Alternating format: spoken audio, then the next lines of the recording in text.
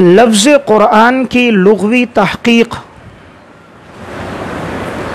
لفظ قرآن محموز اللام ہے یا محموز اللام نہیں ہے؟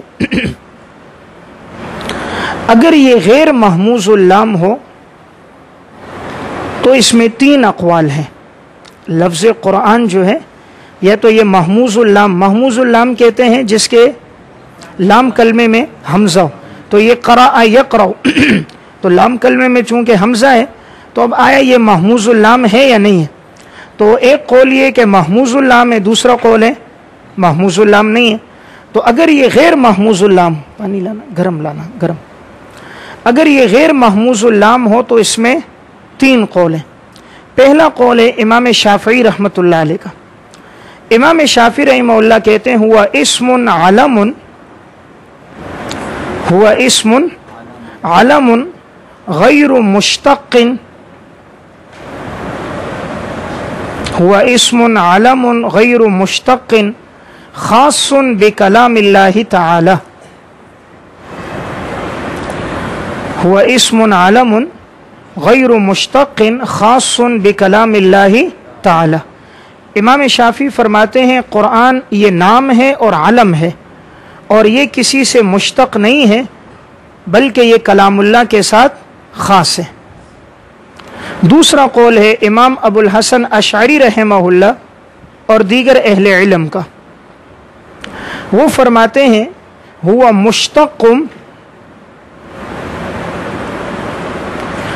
مشتق من قرنت الشیء بالشیء، قرنت الشیء بالشیء اذا ضممت احدهما الى الاخر وسمي به لقران الصور والآیات والحروف فیہ.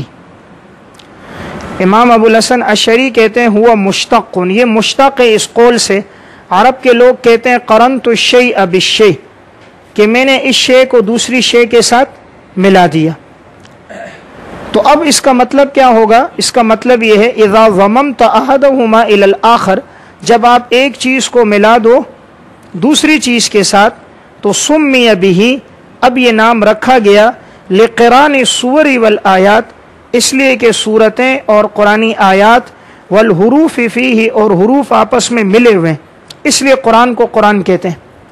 یعنی پہلا قول تو امام شافعی نے کہا کہ قرآن کا لفظ کسی سے مشتق نہیں ہے بلکہ نام ہے. دوسرے قول کا خلاصہ کیا ہوا کہ یہ قرنت الشیء بالشیء سے ماخوذ ہے، اور اس کا مطلب ایک چیز کو دوسری چیز کے ساتھ ملانا. تو چونکہ قرآن کی صورتیں ملی ہوئی ہیں، آیات اور حروف آپس میں ملے ہوئے ہیں، اس لیے قرآن کو قرآن کہتے ہیں. تیسرا قول ہے امام فرا رحمہ اللہ کا. وہ فرماتے ہیں ہوا مشتق من القرائن، ہوا مشتق من القرائن لأن الآیات يصدق بعضها بعضا ويشابه بعضها بعضا. امام فرا کہتے ہیں کہ یہ قرآن کا جو لفظ ہے یہ مشتق ہے قرائن سے، اس لیے کہ قرآنی آیات ایک دوسرے کی تصدیق کرتی ہیں اور قرآنی آیات ایک دوسرے کے مشابہ.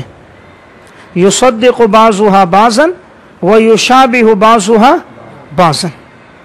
تو یہ تو بات تھی اس وقت جب کہ یہ غیر محموز اللام ہو، تو اس میں یہ 3 قول آ گئے. اور اگر یہ ہو محموز اللام تو اس میں 2 قول ہیں کہ اگر یہ محموز اللام ہو، قرآن مشتق و قرأ یقرأ سے، تو اس میں 2 قول ہیں. پہلا قول ہے امام زجاج رحمہ اللہ کا. وہ فرماتے ہیں ہوا مشتق من القرء، ہوا مشتق من القرء بمعنى الجمع، ومنه قرأت الماء في الحوض، ومنه قرأت الماء في الحوض أي جمعته. امام زجاج کہتے ہیں کہ یہ قرآن ہوا مشتق من القرء، یہ مشتق ہے قرأ سے، اور قرأ بمعنی الجمع، قرأ کا معنی جمع، اور اسی سے مشتق قرأت الماء فی الحوض کہ میں نے پانی کو حوض میں جمع کر دیا، ای جمعتہ یعنی میں نے پانی کو حوض میں جمع کیا۔ تو قرآن میں بھی چونکہ مضامین جمع ہیں، قرآن کریم میں مختلف احکامات جمع ہیں، اس لیے اس کا نام کیا ہے؟ قرآن ہے۔ دوسرا قول ہے امام ابو عبیدہ رحمۃ اللہ علیہ کا، وہ فرماتے ہیں وَسُمِّيَ بِذَلِكَ لِأَنَّهُ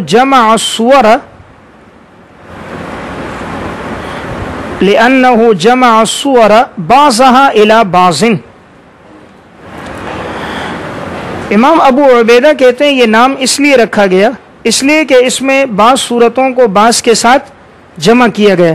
قرآن کی صورتیں چونکہ ایک ساتھ جمع ہیں، بعض صورتوں کو بعض کے ساتھ ملایا گیا ہے، اس لیے اس کا نام کیا ہے؟ قرآن ہے۔ امام راغب اصفہانی رحمۃ اللہ علیہ کی رائے کیا ہے؟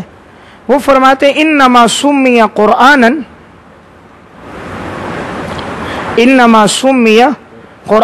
لکونہ جمع ثمرات الکتب السالفۃ المنزلۃ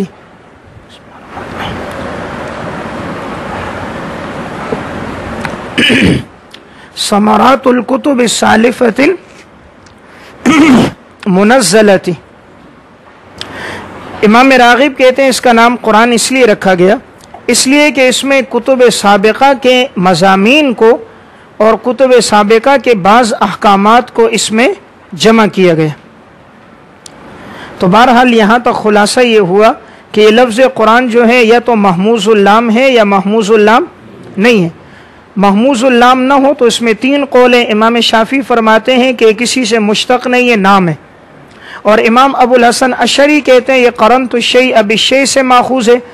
تو چونکہ قرآن کریم کی آیات مضامین آپس میں ملے ہوئے ہیں، اس لیے قرآن کو قرآن کہتے ہیں۔ اور امام فرہ رحمہ اللہ نے کہا یہ مشتق قرائن سے، اس لیے کہ قرآن کی بعض صورتیں ایک دوسرے کی تصدیق کرتے ہیں، بعض احکامات ایک دوسرے کے مشابہ ہیں، اس لیے قرآن کہتے ہیں۔ اور اگر یہ محموز ہو تو میں نے بات عرض کی کہ اس میں دو قول ہیں، ایک امام زجاج کا، وہ کہتے ہیں کہ یہ مشتق قرأ سے اور اس کا معنی ہے جمع کرنا، تو اس میں بھی قرآن کے مضامین جمع ہے۔ دوسرا امام ابو عبیدہ کا، وہ فرماتے ہیں اس کا نام اس لیے رکھا گیا کہ اس میں صورتوں کو ایک دوسرے کے ساتھ جمع کیا گیا۔ امام راغب کا قول بطور فائدہ کہ میں نے ذکر کیا، وہ فرماتے ہیں قرآن کا نام قرآن اس لیے ہے کہ اس میں پہلے جو احکامات مضامین نازل ہوئے اللہ نے وہ مضامین اس میں جمع کر دی، تو وہ مضامین اس میں جمع ہیں، اس لیے اس کا نام قرآن ہے۔ اب قرآن جو ہے نا، اس کا مصدر ہے قراءۃ۔ قرآن اس کا مصدر کیا ہے؟ قرأ یقرأ قرأً و قراءۃ۔ قراءت قرآن کا مصدر ہے۔ قرآن کو قرآن کیوں کہتے ہیں؟ اس لیے کہ دنیا میں سب سے زیادہ پڑھی جانے والی کتاب قرآن ہے۔ کوئی کتاب ایسی نہیں ہے جس کو اتنا کثرت سے انسان پڑھے۔ انسان اپنی زندگی میں کتنی دفعہ پڑھ لیتا ہے، کتنے ہی بچے پڑھ رہے ہیں، بوڑھے جوان، ہر مسلمان قرآن کو پڑھ رہا ہے۔ تو دنیا میں سب سے زیادہ پڑھی جانے والی کتاب قرآن ہے، اس لیے اس کا نام کیا ہے؟ قرآن رکھا گیا۔ تو یہ مشتق کس سے ہیں؟ قرات سے، اور یہ مصدر ہے مبنی للمفعول۔ قرآن مشتق قرات سے، اور یہ قرآن کیا ہے؟ مصدر ہے لیکن مبنی للمفعول کا مطلب قرآن بمانے کس کے ہے؟ مقروء کے ہیں۔ قرآن مقروء کہتے ہیں جس کو بار بار پڑھا جائے۔ آپ نے پڑھا نا، مصدر کبھی مبنی للفاعل ہوتا ہے اور کبھی مبنی للمفعول ہوتا ہے، تو یہ مبنی للمفعول ہے، تو یعنی جس کو بار بار پڑھا جائے، تو قرآن سب سے زیادہ بار بار پڑھا جاتا ہے۔ اب اس میں راجح قول کون سا ہے؟ علامہ سیوطی رحمہ اللہ فرماتے ہیں، متوفہ 911 ہجری، وہ کہتے ہیں والمختار عندي في هذه المسألة ما نص عليه الشافعي والمختار عندي في هذه المسألة ما نص عليه الشافعي، پسندیدہ قول وہ ہے جس پر امام شافعی نے صراحت کی ہے، وہ کیا صراحت کی ہے کہ قرآن کسی سے مشتق نہیں ہے، قرآن نام ہے، اللہ کے کلام کا نام ہے، یہ کسی سے بھی مشتق ہے۔ تو امام شافعی کا جو قول ہے، امام سیوطی کہتے ہیں یہی قول سب سے راجح قول ہے۔ اب یہ جتنی میں نے آپ کو تفصیل بتائی ہے یہ کہاں سے لی ہے، تو کتاب کا نام لکھ دیں الاتقان فی علوم القرآن، وہی علامہ سیوطی رحمہ اللہ کی یہ کتاب ہے، الاتقان فی علوم القرآن، جلد نمبر 1 صفحہ نمبر 103 اور 4۔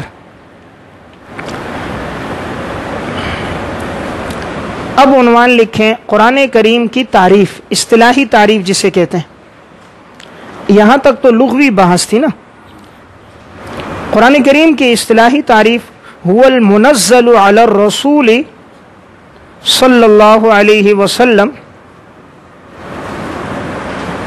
هو المنزل علی الرسول صلی اللہ علیہ وسلم المکتوب فی المصاحف المنقول عنہ نقلا متواترا بلا شبہۃ۔ نور الانوار صفحہ نمبر 17۔ اب دیکھیں یہاں کیا بات ہے، هو المنزل علی الرسول، سب سے پہلی قید یہ آئی قرآن وہ ہے جسے نازل کیا گیا ہے رسول صلی اللہ علیہ وسلم پر۔ تو لفظ منزل میں اشارہ تنزیل یعنی تدریجاً آہستہ آہستہ نازل ہوئے، یہ دفعتاً واحدہ نازل، پہلے آسمانی کتابیں تو ایک ساتھ نازل ہوتی تھی، قرآن 23 سال کے عرصے میں نازل ہوا ہے، تو یہ منزل ہے۔ علی الرسول، رسول میں الف لام عہد خارجی ہے کہ رسول سے مراد کون ہے، آپ صلی اللہ علیہ وسلم، تو پہلی قید لگائی المنزل، دوسرا بتایا علی الرسول صلی اللہ علیہ وسلم یعنی خاص رسول، ورنہ تو رسول کا اطلاق تو ہر رسول پر ہوتا ہے، لیکن الف لام عہد خارجی ہے آپ صلی اللہ علیہ وسلم۔ تیسری قید ہے المکتوب فی المصاحف کہ قرآن کریم وہ ہے جس کو لکھا گیا ہے مصاحف میں۔ نمبر 4 المنقول عنہ نقلا متواترا، قرآن کریم جو ہم تک پہنچا ہے یہ نقل متواتر سے پہنچا ہے۔ اور نمبر 5 بلا شبہۃ، اس میں کوئی شبہ نہیں۔ آپ نے پڑھ لیا بلا شبہۃ کی قید، یہ تو تاکید کے لیے ہے، یا وہ جس میں شبہ ہے وہ بسم اللہ الرحمن الرحیم، چونکہ اس میں اختلاف ہے کہ آیا بسم اللہ قرآن کریم کا جز ہے یا نہیں۔ جو بسم اللہ سورہ نمل کا ہے وہ تو قرآن کا جز ہے، وہ تو بالاتفاق ہے، اختلاف اس میں ہے جو سورتوں کے شروع میں ہے، آیا وہ بسم اللہ کا جز ہے یا نہیں۔ تو چونکہ فقہاء کا اختلاف آ گیا تو اختلاف کی وجہ سے اس میں شبہ آ گیا، اس لیے یہ قید لگا کر بسم اللہ کو اس سے نکال دیا۔ اب عنوان ہے قرآن کریم کا موضوع۔ قرآن کریم کا موضوع کیا ہے، الانسان من حیث انہ مکلف، الانسان من حیث انہ مکلف، اور بعض کے نزدیک قرآن کریم کا موضوع ہے اطاعت باری تعالی۔ قرآن کریم کی غرض و غایت تکمیل القوت الاعتقادیت، تکمیل القوت الاعتقادیت والعملیت الملزومتین لسعادت الدارین، تکمیل القوت الاعتقادیت والعملیت الملزومتین لسعادت الدارین، کہ یہ قوت اعتقادیہ اور عملیہ کو مکمل کرنا ہے جو دونوں جہانوں کی سعادتوں کی تکمیل کے لیے، یعنی اگر انسان چاہے دنیا اور آخرت کی اس کو سعادت مل جائے اور نیک بختی مل جائے، یہ تب ہوگی جب قوت اعتقادیہ اور عملیہ اس کی مکمل ہوں گی، اور یہ دونوں مکمل ہو جائیں گی تو انسان دنیا اور آخرت میں کامیاب ہوگا۔ یعنی قرآن پڑھنے کا مقصد کیا ہے، دنیا اور آخرت کی کامیابی ہے۔ فضیلت قرآن، عنوان کیا ہے، فضیلت قرآن۔ قرآن کریم کی فضیلت کے لیے سب سے بڑھ کر تو یہ بات کافی ہے کہ یہ اللہ کا کلام ہے۔ دیکھیں کتاب کی فضیلت مصنف سے ہوتی ہے نا، مصنف جتنا بڑا عالم ہوتا ہے کتاب کی اہمیت اتنی زیادہ ہوتی ہے، تو اس سے بڑھ کر کیا اہمیت ہے کہ قرآن اللہ کا کلام، کائنات میں سب سے بڑا مقام اللہ رب العزت کی ذات کا ہے، تو یہ خالق کائنات کا کلام ہے، اس سے بڑی فضیلت کوئی نہیں۔ اور نمبر 2، اللہ رب العزت فرماتے ہیں یا ایھا الناس قد جاءکم موعظۃ من ربکم وشفاء لما فی الصدور، کہ اللہ رب العزت نے یہ تمہاری طرف ایک نصیحت کو نازل کیا ہے جو تمہارے رب کی جانب سے ہے، اور اس میں سینے کی بیماریوں کے لیے شفا ہے اور یہ ہدایت ہے۔ نیز آپ صلی اللہ علیہ وسلم نے فرمایا خیرکم من تعلم القرآن وعلمہ، صحیح بخاری رقم الحدیث 5027۔ اسی طرح آپ صلی اللہ علیہ وسلم نے فرمایا ان اللہ یرفع بہذا الکتاب اقواما ویضع بہ آخرین، ان اللہ یرفع بہذا الکتاب اقواما ویضع بہ آخرین، کہ اللہ رب العزت نے اس کتاب اللہ کی وجہ سے بہت سی قوموں کو بلندیاں عطا فرمائیں، اور جنہوں نے قرآن کو چھوڑ دیا اللہ نے ان کو پستیوں میں گرا دیا۔ صحیح مسلم رقم الحدیث 817۔ اب عنوان ہے لفظ سورت کی لغوی تحقیق۔ سورت، قرآن کریم میں کتنی سورت ہیں؟ 114۔ تو اب یہ لفظ جو سورت ہے اس کی تحقیق کیا ہے؟ تو لفظ سورت کی لغوی تحقیق، لفظ سورت حمزہ اور بغیر حمزہ دونوں طرح سے استعمال ہوا ہے۔ یہ سورت میں جو حمزہ ہے نا، واو کے اوپر حمزہ، تو یہ حمزہ کے ساتھ بھی مستعمل ہے اور بغیر حمزہ کے بھی یہ استعمال ہوا ہے۔ جنہوں نے اس کو محموز مانا ہے ان کے نزدیک اس کا ماخذ ہے الصور۔ جنہوں نے اسے محموز مانا ہے ان کے نزدیک اس کا ماخذ کیا ہے؟ الصور، حمزہ کے ساتھ۔ اور اب یہ جو سورت ہے، یہ سور کسے کہتے ہیں؟ یہ برتن میں بچے ہوئے پانی کو کہتے ہیں۔ جو پانی برتن میں بچ جائے اسے کہتے ہیں سور۔ تو وَهُوَ مَا بَقِيَ مِنَ الشَّرَابِ فِي الْإِنَاءِ، وَهُوَ مَا بَقِيَ مِنَ الشَّرَابِ فِي الْإِنَاءِ، یہ کہا جاتا ہے اس بچے ہوئے پانی کو جو برتن میں ہو۔ تو اب سورت کو سورت کیوں کہتے ہیں؟ تو وجہ کأنها قطعۃ من القرآن، گویا یہ قرآن کا ٹکڑا ہے۔ جس طرح وہ بچا ہوا پانی ہے تو یہ ہر سورت بھی گویا قرآن کا ایک جز اور ایک حصہ ہے، ٹکڑا ہے۔ کأنها قطعۃ من القرآن، یہ تو ایک سورت ہو گئی نا، کہ بھئی جب کہ سورت کو کیا مانے؟ محموز مانے۔ تو اگر یہ محموز ہوگا تو یہ ماخوذ ہوگا الصور سے، اور اس کا مطلب ہوگا برتن میں بچا ہوا پانی۔ دوسرا قول جو متعارف ہے وہ یہ ہے کہ یہ غیر محموز ہے، یعنی سورت جب لکھتے ہیں تو واو پہ عموماً حمزہ نہیں لکھتے، یعنی محموز نہیں ہے بلکہ غیر محموز ہے۔ اب اس میں یہ تو حمزہ کو گرایا جاتا ہے سہولت کی وجہ سے، کہ اگر حمزہ ہوگا تو سورتن حمزہ کے ساتھ پڑھنے میں دشواری ہے، تو اس لیے حمزہ کا حذف ہے، کس کے لیے؟ سہولت کے لیے۔ یا نمبر 2، یہ ماخوذ ہے سور البلد سے۔ سور البلد، سور البلد کہتے ہیں شہر کی وہ دیوار جو شہر کا احاطہ کرتی ہے۔ جس طرح مدرسے کی ایک دیوار ہے بڑی، تو یہ 4 دیواری احاطہ کر رہی ہے کہ اس کے اندر مدرسے کے حدود ہیں۔ اسی طرح وہ بڑی دیوار جو شہر کا احاطہ کرے اسے کہتے ہیں سور البلد، یعنی شہر کا احاطہ کرنے والی دیوار۔ تو سورت کو بھی سورت کیوں کہتے ہیں؟ اس لیے کہ وہ اس سورت کے جتنے مضامین اور آیات ہیں اس کا احاطہ کر رہی ہے۔ سمجھ رہے؟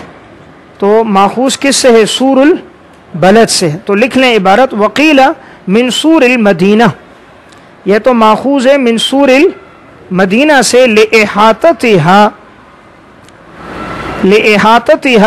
بآیاتها واجتماعها، اس لیے کہ یہ آیات کو جمع کرنے والی یہ آیات پر مشتمل ہے، اس لیے اس کا نام کیا ہے؟ سورت ہے۔ تو یہ لغوی تحقیق ہو گئی لفظ سورت کی، یا تو یہ محموز ہے یا غیر محموز ہے۔ اور اگر محموز ہو تو گویا کہ یہ ماخوذ ہوگا کس سے؟ السور سے، اور اس کا معنی بچا ہوا پانی، تو گویا سورت کو سورت کہتے ہیں، وہ بھی ایک بچا ہوا ایک ٹکڑا ہے، قرآن کا ایک جز ہے۔ اور اگر یہ ماخوذ ہو، غیر محموز اگر اسے مان لیا جائے تو پھر یہ ماخوذ ہوگا سور البلد سے، جس طرح کہ وہ دیوار شہر کا احاطہ کر رہی ہے، اسی طرح ہر سورت اپنے مضامین کا اور اپنی آیات کا احاطہ کرتی۔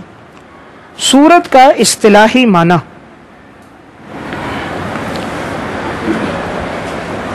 السورۃ قرآن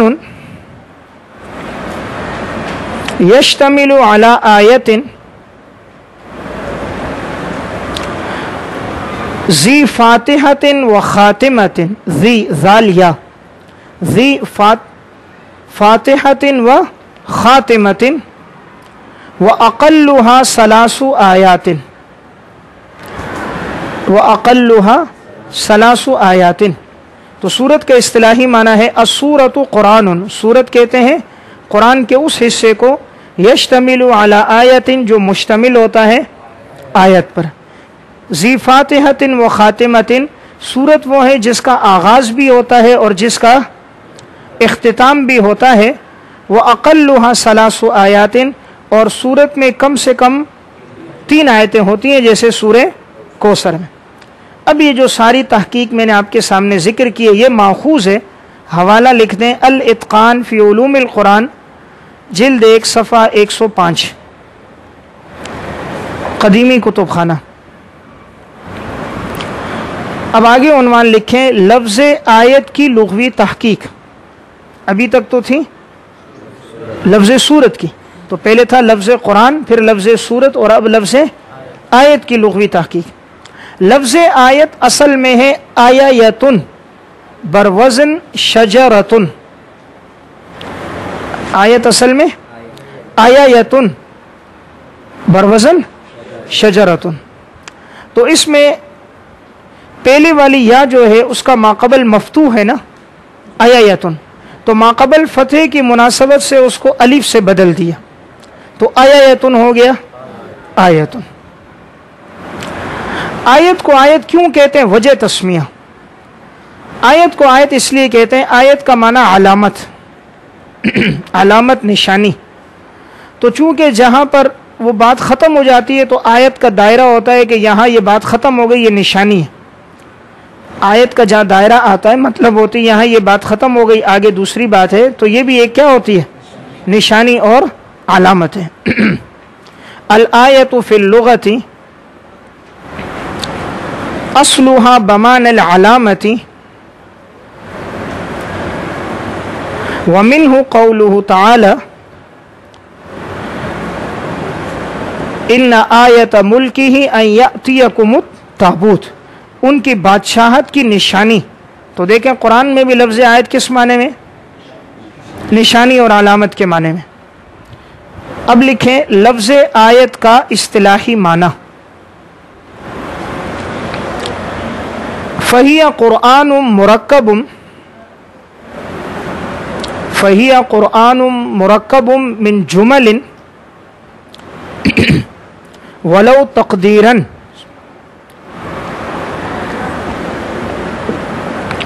ذو مبدأ و منقطع مندرج فی ضمن صورت۔ دوبارہ دیکھیں آیت کا اصطلاحی معنی فہی قرآن مرکب من جمل، یہ قرآن کریم کا وہ حصہ ہے جو چند جملوں سے مرکب ہے، ولو تقدیراً اگرچہ وہ جملے کیا ہوں؟ تقدیراً ہو، ذو مبدأ و منقطع کہ آیت وہ ہے جس کا آغاز بھی ہوتا ہے اور جس کا اختتام بھی ہوتا ہے، آیت ختم بھی ہوتی ہے، مندرج فی ضمن صورت، اور یہ صورت کے ضمن میں ہوتی ہے، یعنی صورت اس پر مشتمل ہوتی ہے۔ اب کسی صورت میں 3 آیتیں ہیں، کسی میں 4 ہیں، کسی میں 10 ہیں، کسی میں 30 ہیں، تو ہر صورت کسی نہ کسی آیات پر مشتمل ہوتی ہے۔ یہ تعریف ہے عربی کی کتاب علوم القرآن الکریم، علوم القرآن الکریم صفحہ 39۔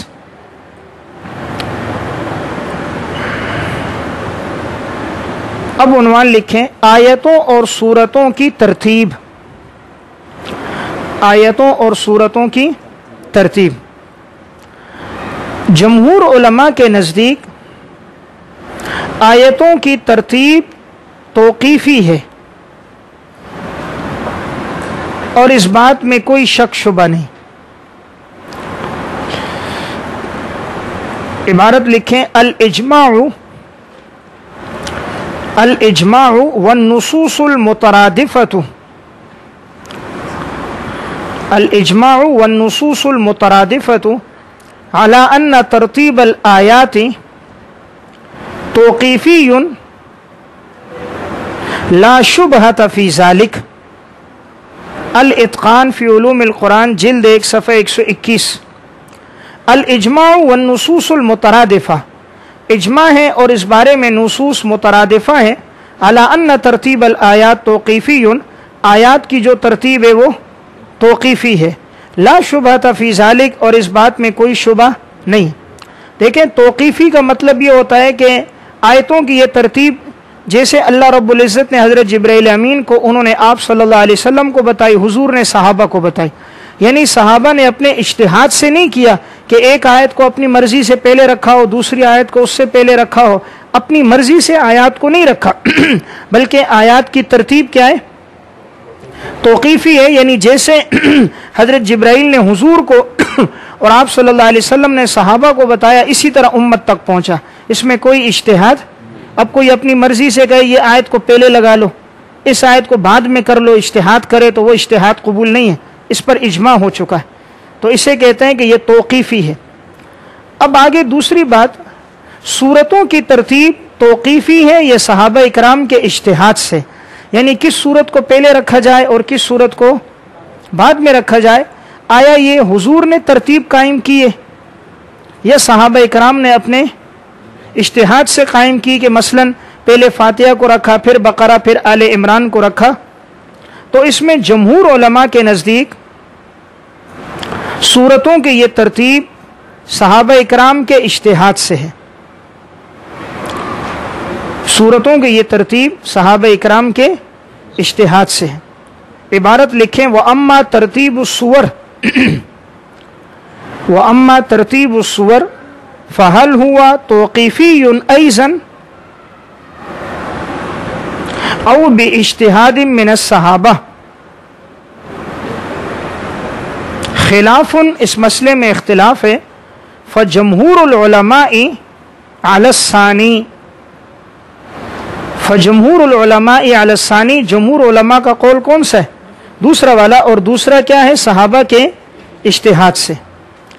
تو عبارت کیا ہے؟ وَأَمَّا ترتیب السور، باقی صورتوں کی ترتیب فَهَلْ هُوَ تَوْقِيفِيٌّ أَيْضًا، کیا وہ بھی توقیفی ہے؟ او من اجتہاد صحابہ، یا وہ صحابہ کے اجتہاد سے ہے. خلاف، اس میں اختلاف ہے. فجمہور العلماء، استاد تو نہیں، جمہور علماء کی رائے کیا ہے؟ علی الثانی، دوسرا والا قول. اور دوسرا قول یہ کہ صحابہ کے اجتہاد سے. الاتقان فی علوم القرآن جلد 1 صفحہ 124. علامہ سیوطی رحمہ اللہ کیا راجح بات کیا ہے؟ علامہ سیوطی رحمہ اللہ فرماتے ہیں لکھیں والذی ینشرح له الصدر، والذی ینشرح له الصدر ما ذهب الیہ البیہقی، ما ذهب الیہ البیہقی وهو ان جمیع السور ترتیبها توقیفی الا البراءۃ والانفال. الاتقان فی علوم القرآن جلد 1 صفحہ 126. علامہ سیوطی کہتے ہیں والذی ینشرح له الصدر، میرا سینہ جس سے کھلتا ہے اور جو بات میرے لیے راجح ہے وہ یہ ہے ما ذهب الیہ البیہقی، جو امام بیہقی رحمہ اللہ کی رائے ہے، وهو ان جمیع السور ترتیبها توقیفی، تمام صورتوں کی ترتیب بھی توقیفی ہے سوائے سورہ برات اور سورہ انفال کے، کہ یہ تو صحابہ کے اجتہاد سے، اور باقی پورے قرآن کی صورتیں بھی کیا ہے؟ توقیفی. دیکھیں آیتیں تو بالاتفاق کیا ہے؟ توقیفی ہیں. صورتوں میں اختلاف ہے، تو دو قول ہیں. جمہور کی رائے یہ ہے کہ صحابہ اکرام کے اجتہاد سے. इमाम बैहक़ी की राय, अल्लामा सुयूती की राय वो ये है कि नहीं वो भी तौक़ीफ़ी हैं, सहाबा के इज्तिहाद से नहीं है। सहाबा के इज्तिहाद से सिर्फ सूरह बरात और सूरह अनफाल है। दुक्तूर नूरुद्दीन इतर रहमतुल्लाह अलैह फरमाते हैं जमाहीरुल उलमाए अला अन्न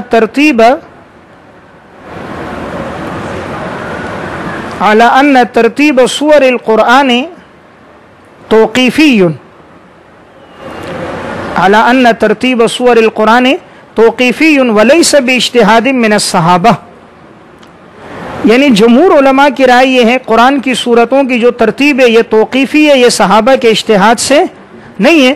फिर इन्होंने आगे इस मसलक पर बड़े दलाइल भी जिक्र किए हैं। अगर आपने तफसील से पढ़ना है, किताब का नाम है उलूमुल कुरानिल करीम, सफ़ा 42 था 46। उलूमुल कुरानिल करीम सफ़ा 42 था 46, मकतबतुस सबाह। अब राजिह बात क्या है? राजिह बात यह है कि सूरतों की तरतीब भी तौक़ीफ़ी है और आयतों की तरतीब भी तौक़ीफ़ी है। जिस तरह हुजूर ने बताया उसी तरह आयात भी हैं, उसी तरह सूरतें भी हैं। यही बात राजिह बात है। ये जो बातें मैं आपको लिखवा रहा हूँ कोशिश करें इसे महफूज करें। जिस तरतीब के साथ लिखवा रहा हूँ ये तरतीब आपको कहीं नहीं मिलेगी।